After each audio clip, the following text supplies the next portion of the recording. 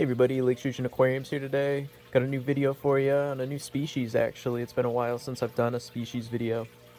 I've got a whole bunch of other cool videos coming out, so definitely stay tuned for that. But for this video today, it is going to be about the Gold White Cloud Mountain Minnow. These guys are awesome. I absolutely love these fish. I've been keeping them for a while now, and I'm actually obsessed with them.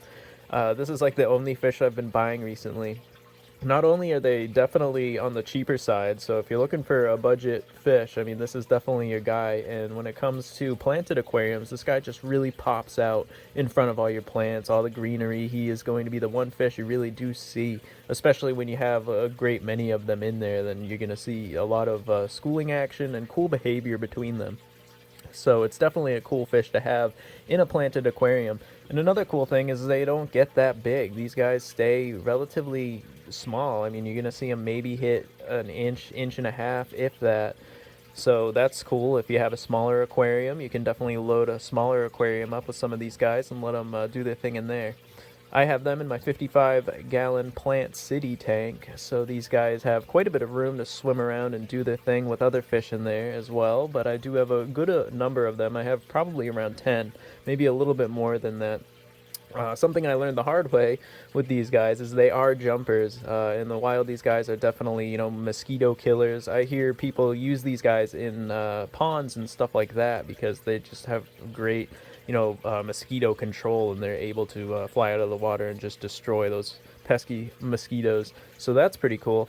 If you have a pond or something like that, to try them out. And another cool thing about them is they are actually a cooler water fish. These guys really like having cold water.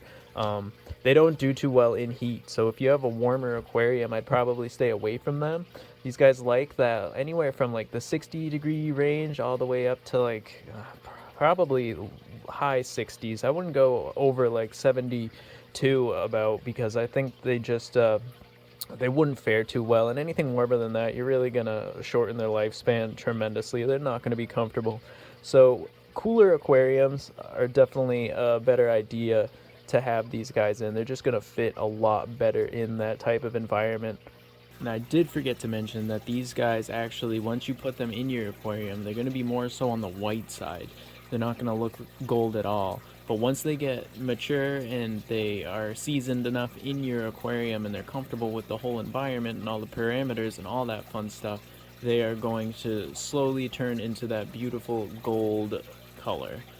But these guys really handle fluctuations in tanks very well. I mean, if your tank fluctuates into a cold spell, these guys are going to be the ones who are okay. Everybody else might have a hard time, but these guys are definitely going to pull through for you. pH, they have a huge range. You got 6.0 to like 8.0. These guys will be okay as long as you acclimate them accordingly. They're going to be just fine in whatever pH you might be working with. Even in pH fluctuations, they're going to do okay as well. They're not demanding when it comes to feeding at all. They're going to grab any flake food you might drop in there, or frozen food, live foods, you name it. These guys are going to be okay with it.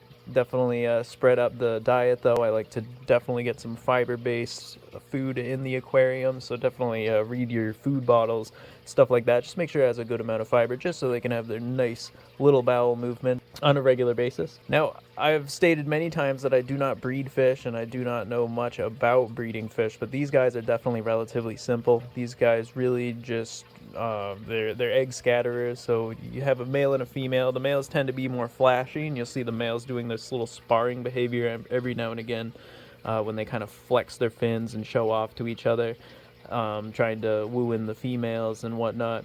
But if you definitely see a lot of that behavior going on in there, especially if one is flashing up around a female, then probably expect them to scatter some eggs. So it's pretty cool. I mean, they're gonna just kind of drop the eggs around. A lot of people, I think I read that they'll scatter them on plants and whatnot. So what you can do when you see a lot of that behavior is you can take some of the plants out, especially if you can see the eggs. I'm not sure if you can see the eggs. Again, I don't know much about breeding fish at all, but these guys are very easy apparently.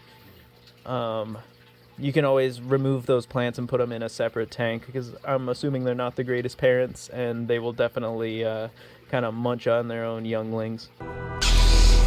But for tank mates for these guys, I mean, definitely nothing too big, nothing too crazy, you know, no cichlids or anything like that. I mean, the ram cichlids would probably be okay, just because the micro version of the geophagus, those guys will be okay, just because they kind of tend to their own down at the bottom of the tank. These guys tend to be more so top dwellers, so they wouldn't really interact with each other. You don't want anything too crazy in there. Like, I have the Danio, the zebra Danios in there, and those guys can be a little bit fin nippy, and I think a lot of times when some of my fish has jumped out, I think some of my bully Danios have maybe caused that to happen just by going after them, and then the Gold White Cloud just pieces out of the aquarium just from the stress or just being chased, trying to get away. So it's really unfortunate.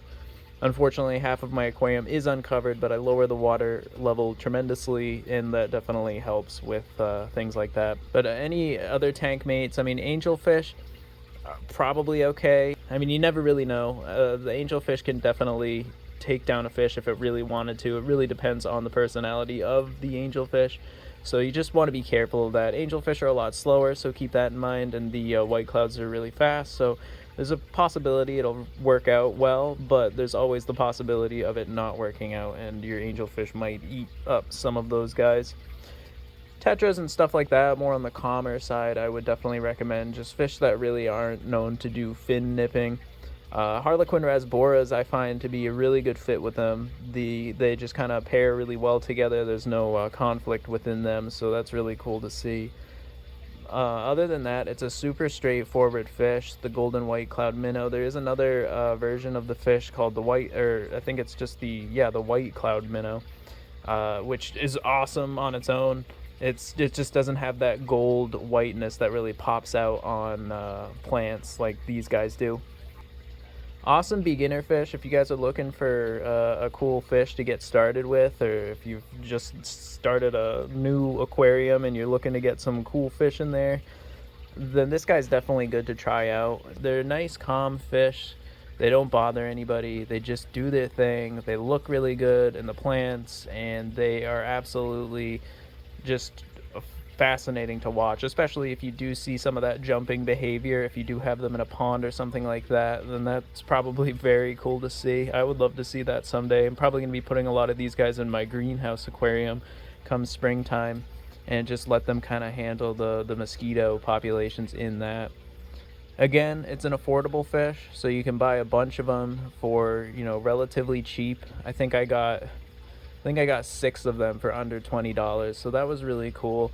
And you can always just keep adding on to their school. I mean, a tank full of these guys would be absolutely incredible. So hope you guys enjoyed this video. Let me know if you have any questions. Thank you for watching, and I hope you guys have a good rest of your day.